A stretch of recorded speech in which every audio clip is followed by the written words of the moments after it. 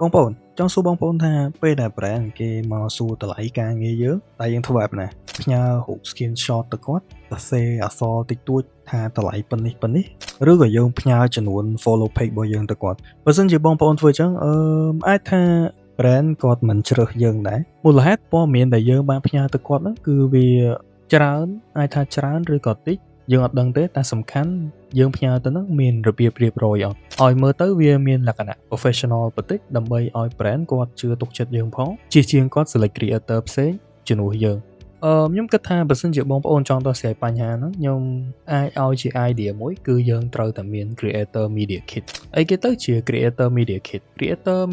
វាគឺជាការសង្ខេបអាជីវកម្មរបស់យើងមួយដែលមានស្នាដៃយើងនៅក្នុងហ្នឹងវាជា portfolio digital របស់យើងបើសិនជាយើងជា influencer ឬក៏ content creator រូប media kit មួយស្លឹកដែលយើងបាន design មកឲ្យវាស្អាតនិងមានភាពច្បាស់លាស់រៀបរយរួមទាំងការបញ្ជាក់តម្លៃការបង្ហាញពីទំនុកចិត្តនៅក្នុងរូប media kit នោះដែលធ្វើឲ្យ brand គាត់អាចមិនសូវសួរនាំយើងសាំញ៉ាំច្រើនផងហើយគាត់អាចនឹងជ្រើសយើងនិងជាពិសេសទៀតគឺបងប្អូនអាចទារថ្លៃការងារនោះបានខ្ពស់ជាងមុនចឹងថ្ងៃនេះគឺខ្ញុំនឹងចែករំលែកបងប្អូនពីទម្រង់ media kit ចំនួន5ដែលវាមានធាតុសំខាន់នៃគេខ្លះនៅក្នុងនោះដែលយើងអាចរៀបចំដោយប្រើរយៈពេលខ្លីធាតុទី1គឺតាក់ទងទៅនឹងប្រវត្តិនិងវិស័យដែលយើងកំពុងធ្វើដែលភាសាអង់គ្លេសគេហៅថា bio និង niche យើងត្រូវចេះទៅសេតាក់ទងទៅនឹងអត្ថបទពីខ្សែដែលជាប្រយោគសង្ខេបពីវិស័យរបស់យើងនិងថាតើ audience របស់យើងគឺស្ថិតនៅក្នុង category អីដើម្បីឲ្យ brand គាត់យល់និងជាពិសេសគឺ SME ទូទៅគឺគាត់ដឹងថា content creator គាត់អាច deliver អាហ្នឹងទៅដល់អតិថិជនកម្រិតណា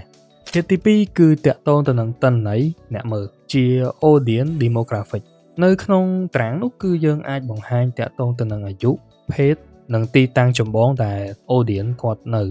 ឧទាហរណ៍ថា 85% នៃ audience របស់ content creator ម្នាក់ហ្នឹងគឺនៅភ្នំពេញចឹងខាង brand និងខាងអាជីវកម្មគាត់នឹងជឿទុកចិត្តយើងច្បាស់ជាងមុនធាតុទី3គឺជាសូចនាករការងារចម្បងយើងត្រូវចេះមើលនិងបង្ហាញកត្តាមធ្យមដែលថា engagement rate view នៅក្នុង content របស់យើងតើវា consistent ប្រហែល view អាចថា 10k ឬក៏ 20k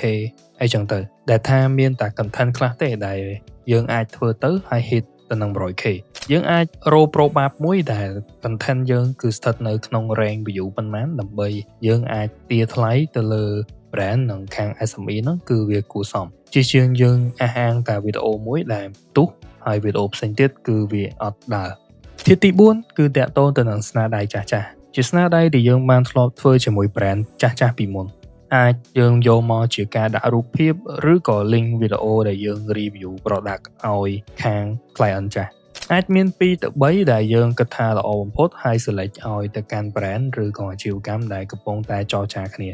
ធាតុទី5គឺវាតាក់ទងទៅនឹងកញ្ចប់សេវាកម្មនិងតម្លៃវាជា packaging និង rate card របស់យើងកញ្ចប់សេវាកម្មគឺយើងគួរណាដាក់វាឲ្យច្បាស់ជាពិសេសមាន2កត្តាដែលយើងត្រូវបដោតគឺតម្លៃនិងលទ្ធផលដែលការងារហ្នឹងចេញមកថាវាទៅទម្រង់បែបណាហើយបច្ចុប្បន្ននេះគឺយើងឃើញហើយថានៅក្នុងប្រទេសកម្ពុជាយើងគឺមាន creator គាត់ក៏កើតឡើងថ្មីច្រើនណាស់អញ្ចឹងយើងគួរយល់ពីចំណុចទាំងអស់នេះដែរយើងមិនមែន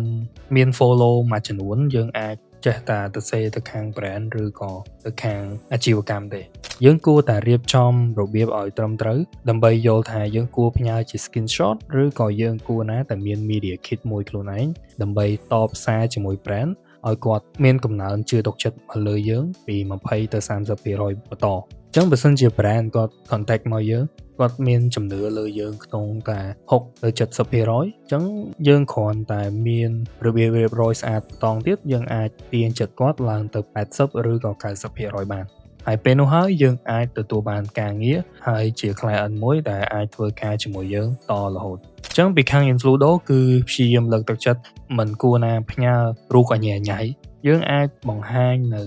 របៀបរៀបរយមួយដែលតាក់ទងទៅនឹង media kit របស់យើង profile យើងបែបបទនៃការសរសេរនិងតម្លៃលទ្ធផលដែលយើងអាចក៏កើតមាននៅពេលដែល brand គឺគាត់ order ហើយនៅលើ platform យើងក៏មានការ listing ជា service package ទាំងអស់នេះដែរទាំងអស់គ្នាអាចចូលទៅសាកជាពិសេស content creator បងប្អូនអាចចូលទៅក្នុងនោះបង្កើតជា gig list service ខ្លួនឯងទៅហើយបច្ចុប្បន្ននេះគឺយើងមាន category ច្រើនឲ្យជ្រើស វាងាយស្រួលសម្រាប់ឲ្យ brand ឃើញយើងផងនិងពេលដែលគាត់តាក់ទងមកយើងអាច customize ចេញមកពីក្នុងនោះ